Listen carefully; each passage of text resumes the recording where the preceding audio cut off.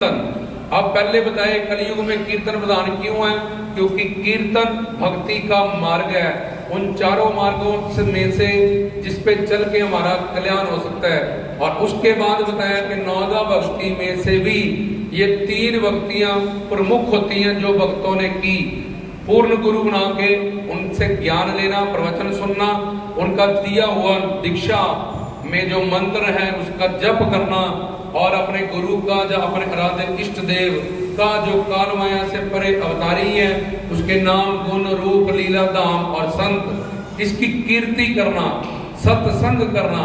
सत्य 3 चीजें हैं, एक तो परमात्मा, दूसरे अवतार और तीसरे संत। तो इनसे इस भटके हुई बुद्धि और पापी मन का जुड़ाव करना, जिससे कि पाप नष्ट हो जाए और जिससे सुख मिले और दुख चले जाए, उसको सत्संग कहते हैं, कीर्तन कहते हैं। बाबा जी के नाम पे।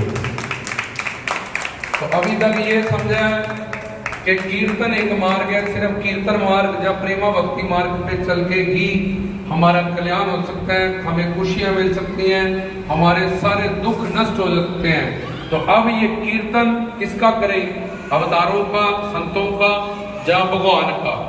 भगवान के सगुण साकार 5 देव उपासना, शिव उपासना, विष्णु उपासना, आदि शक्ति उपासना, गणेश उपासना, सूर्य उपासना, ये काल माया से परे हैं।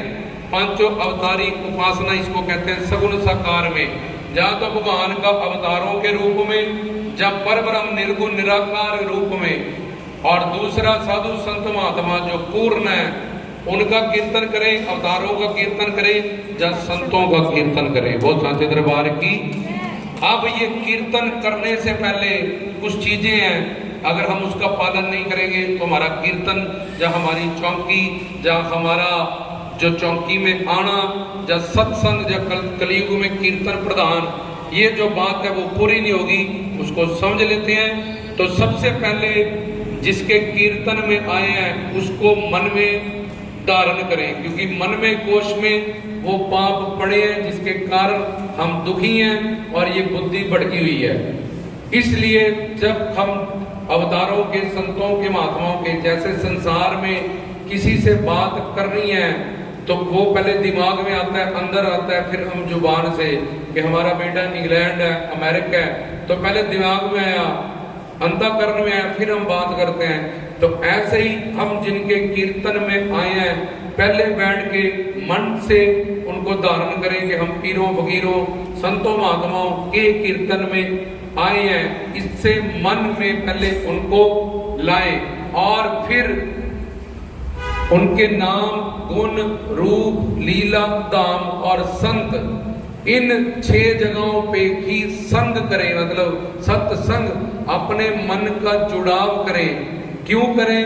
क्योंकि अगर हम चाहते हैं हमारे दुख चले जाए और हमें सुख मिले, तो ये सारी पवित्र जगहें हैं, ये सारे पवित्र स्थान हैं जिससे जुड़ने से हमारे सारे पाप नष्ट होते हैं, हमें सुख मिलते हैं और हम सब दुखों से राहत पाते हैं। वो साचे दरबार की।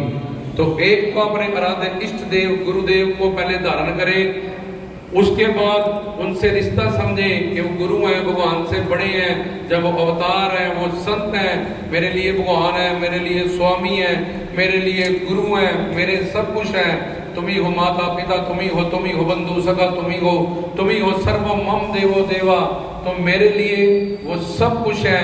तो ऐसा रिश्ता रखें और प्रेम रखें, जैसे संसार में हम रिश्ता रखते हैं जिससे और प्रेम रखते हैं, वहाँ संसारी लोग भी हमारी मदद करते हैं। किसी का एक्सीडेंट हुआ तो कोई नहीं उठाएगा, लेकिन जिसका रिश्ता है और जिसको प्यार है वो कि मेरे पे केस चल जाएगा, जो मुझे पैसे लगाने पड़ेंगे, इन बातों की परवाह ना करते हुए उसको अपनी गाड़ी में डालता है और फटाफट से हॉस्पिटल वो लेके जाता है और पल्ले से पैसे भी देता है। क्यों?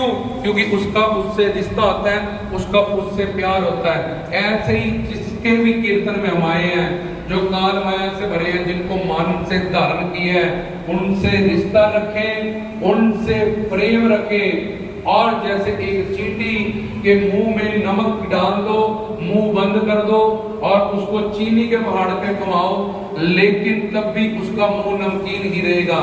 यहाँ आके जो घर परिवार संसार में ध्यान रखेंगे तो उनके पाप नष्ट नहीं होंगे, उनके पाप वैसे के वैसे रहेंगे। जैसे गंगा में अगर तुम कोल्ड ड्रिंक को बोतल बंद करके फेंकोगे, 1 साल बाद निकालोगे, कोल्ड ड्रिंक रहेगी, गंगा गंगा रहेगी। अगर ढक्कन खुल गया तो मेल हो गया तो गंगा उसको अपना रूप दे देगी। जैसे लोहा और पारस इसका मिलन हो गया तो सोना बनेगा, लेकिन अगर एक बाल भी उसके अंदर है तो वो अपना काम नहीं करेगा। इसलिए यहाँ से मन ना चिंता में रह जाए, ना पीछे चिता में रह जाए।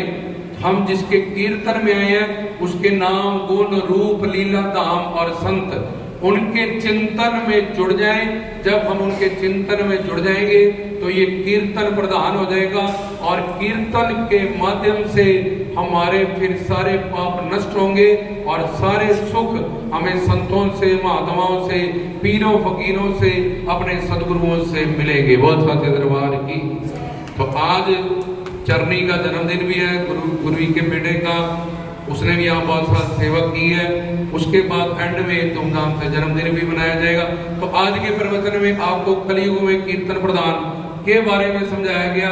अब वो कीर्तन कैसे प्रदान होगा मैंने बता दिया कि सबसे पहले जिनके कीर्तन में आए हो उनको मन में धारण करना है, उनसे रिश्ता रखना है, उनसे प्रेम समझना है और अपने मन को चिंता और चिता से निकाल के चिंतन में जुड़ना है। और जितना जितना वो जुड़ता जाएगा उतने, जैसे एक तरफ से सूर्य आएगा अंधकार जाएगा, पैसा आएगा गरीबी जाएगी, रोटी खाओगे तो तुम्हारे शरीर में मांस, मज्जा, हड्डी, वीर्य, रक्त ये सब कुछ बनेगा।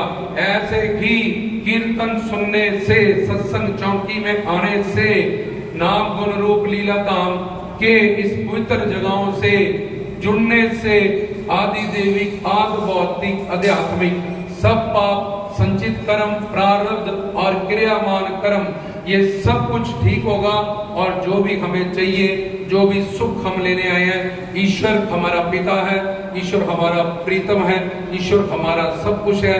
वो कहता है कि अपनी संतान से तू कीर्तन कर, जो भी मुझे चाहिए, अगर तुझे स्वर्ग चाहिए मैं दूंगा, जन्नत चाहिए मैं दूंगा।